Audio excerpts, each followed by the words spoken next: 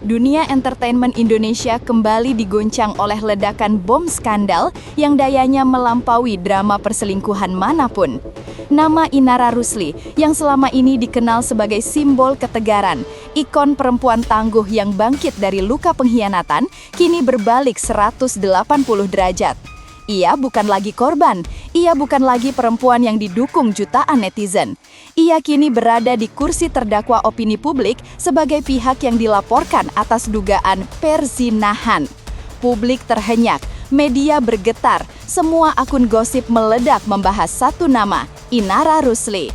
Di tengah badai itu, berdirilah seorang pria bernama Insanul Fahmi, sosok yang kini ikut terseret dalam pusaran skandal paling panas tahun ini. Dialah pria yang dituduh menjalin hubungan terlarang dengan Inara. Tapi tunggu dulu, ini bukan sekadar gosip perselingkuhan biasa, tidak. Ini adalah thriller hukum, romans dalap, dan investigasi digital yang dipenuhi plot twist tak terduga. Apalagi ketika bukti berupa rekaman CCTV durasi 2 jam, ya 2 jam penuh, tiba-tiba muncul menghadirkan adegan yang istri sah Insan Mawa sebut sebagai menjijikan dan memperlihatkan aurat. Sebuah bukti yang bahkan polisi tak bisa abaikan.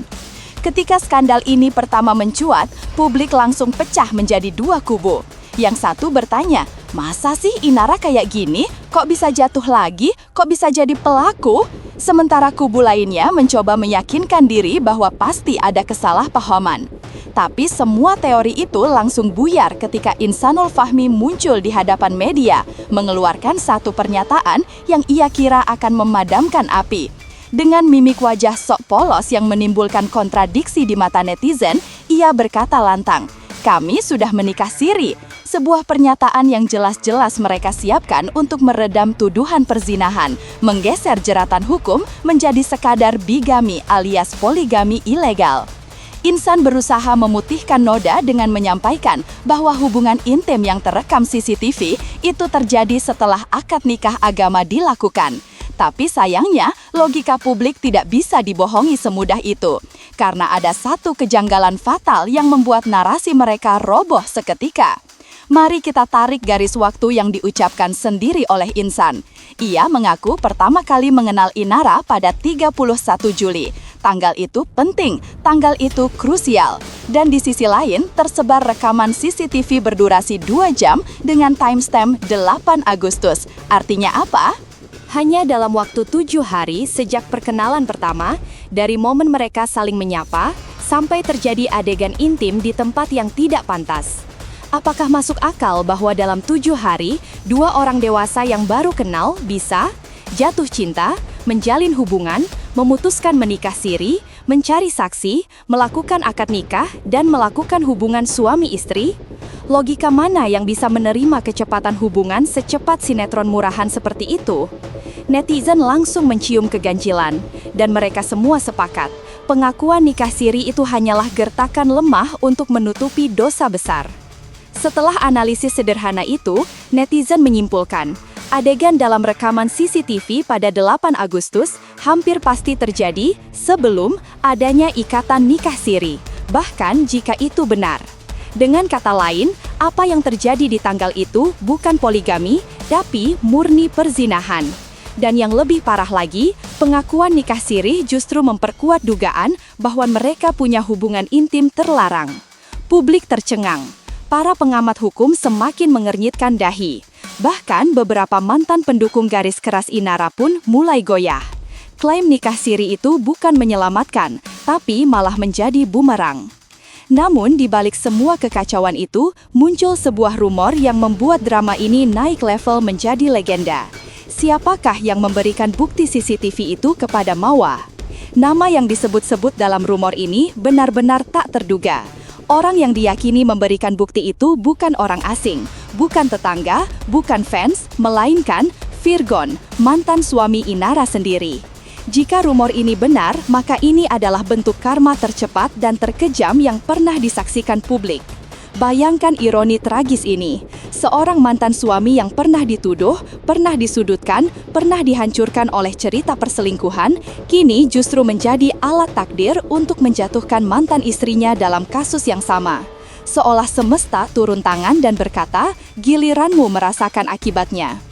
Mawa, istri Shah Insan, menyatakan bahwa ia tidak akan pernah mempublikasikan video itu karena terlalu menjijikkan dan sangat mencoreng martabat keluarga. Ia memilih jalur hukum. Itu bukan hanya pilihan elegan, tapi juga menunjukkan betapa besar luka yang ia tanggung. Perempuan ini berdiri di tengah dua pilihan pahit, membeberkan semuanya demi pembenaran atau menyimpan aib keluarga demi menjaga kehormatan. Ia memilih untuk berjuang tanpa harus mengotori dunia digital dengan aib yang akan menjadi konsumsi publik selamanya. Lalu, bagaimana dengan Inara? Netizen mulai mempertanyakan apakah mungkin seorang perempuan yang pernah menjadi korban pengkhianatan bisa sampai melakukan hal seperti ini? Apakah ia tidak belajar?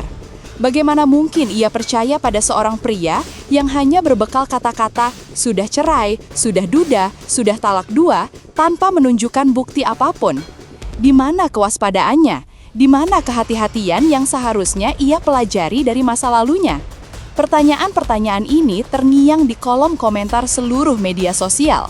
Yang paling mengerikan adalah, dari sisi hukum positif Indonesia, apapun alasan mereka tidak akan bisa menutupi pelanggaran. Untuk poligami ada syarat khusus, izin istri pertama, pencatatan resmi, dan proses administratif panjang. Tanpa itu semua, nikah siri hanya kuat secara agama, tetapi tidak sah secara negara. Maka jika hubungan intim sudah terjadi sebelum akad, itu zina. Jika hubungan intim terjadi setelah akad tapi tanpa izin istri pertama, itu bigami. Dua-duanya melanggar hukum. Dua-duanya bisa diproses pidana. Timeline 31 Juli dan 8 Agustus kini menjadi bukti yang berbicara paling keras. Semua klaim, semua pembelaan, semua skenario "aku tidak tahu dia masih punya istri" menjadi tak relevan. Fakta digital tidak bisa dibantah. Timestamp tidak bisa dimanipulasi sesuka hati. Kisah ini adalah tragedi moral. Kisah yang memperlihatkan bagaimana seseorang bisa jatuh dua kali dalam lubang yang sama.